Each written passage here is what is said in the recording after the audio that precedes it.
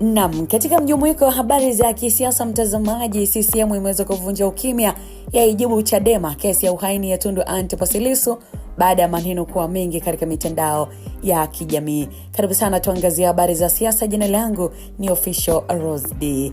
Chama cha Mapinduzi CCM kimetoa msimamo wake kuhusu mwenendo wa mijadala ya kisheria na mahusiano ya kimataifa, kikisitiza umuhimu wa kuheshimu mihimili ya dola ili kulinda amani na utulivu wa taifa. Kauli hiyo imetolewa Jumatatu, Mei 4, 2026 na katibu wa halmashauri kuu ya taifa NEC, itikadi, uenezi na mafunzo wa CCM, ndugu Kenan Kihongosi, wakati akizungumza na waandishi wa habari jijini Dodoma. Ndugu Kihongosi ameweka wazi kuwa kauli zinazotolewa na baadhi ya viongozi wa chama pinzani ama vyama pinzani kuhusu mwenendo wa kesi zilizopo mahakamani zinapaswa kuzingatia misingi ya kisheria na weledi badala ya kutumia majukwaa ya kisiasa kujaribu kupotosha umma au kuingilia uhuru wa mahakama. Amefafanua Kiongozi kwa jitihada zozote za kutoa hukumu kwenye mikutano ya hadhara kabla ya vyombo husika kukamilisha kazi yake ni ukiukwaji wa misingi ya utawala wa sheria. Akijibu moja kwa moja matamko yaliyotolewa hivi karibuni na katibu mkuu wa Chama cha Demokrasia na Maendeleo Chadema John Mnyika kuhusiana na kesi inayomkabili mwenyekiti wa chama hicho Mheshimiwa Tundu Antipas Lissu, Kiongozi amesema ni jambo la kushangaza kuona chama kinachojinasibu kupigania demokrasia kikiwa mstari wa mbele kuvunja misingi ya demokrasia. Katika nukuu anasema, mahakama ni muhimili huru na hakuna chombo, mtu wala kikundi chenye mamlaka ya kuingilia mchakato wa utoaji haki nchini, anasitiza Kiongozi. Lakini pia anaongeza kuwa muundo wa uongozi wa Tanzania umejengwa katika misingi imara ya mgawanyo wa madaraka kati ya bunge, serikali na mahakama.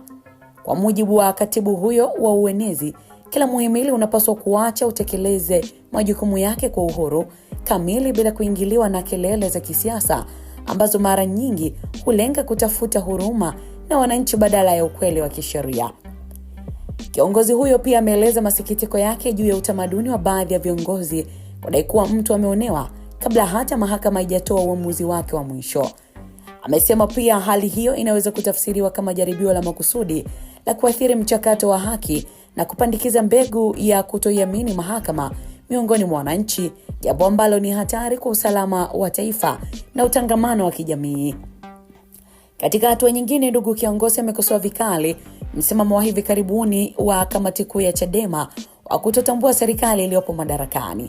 Na hapa amesema msimamo huo hauna tija na hauchangii kwa namna yoyote maendeleo ya kisiasa wala ya kijamii nchini.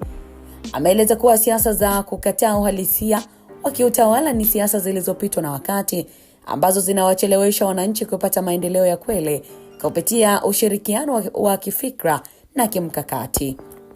Kuhusu pendekezo la Chadema la kutaka kuundwa kwa tume huru ya kimataifa kuchunguza matukio Oktoba 29, Kiongozi ametoa ufafanuzi wa kina na kusema kuwa Tanzania ni nchi huru yenye taasisi zenye uwezo mkubwa wa kufanya uchunguzi. Amebainisha kuwa iwapo kuna taarifa mpya ambazo hazikufikiwa na tume ya Jaji Chande na iwapo viongozi wa Chadema wanazo taarifa hizo, ni vyema wakaziwasilisha kwenye vyombo vya ndani vya uchunguzi ili kusaidia kukamilisha mchakato wa haki badala ya kukimbilia nje ya nchi.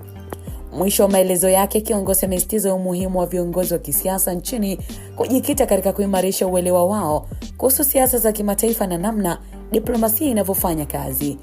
Amesema masuala ya ndani ya nchi yanapaswa kushughulikiwa kupitia mifumo ya taasisi zilizopo ya mipaka ya ndani ya Tanzania.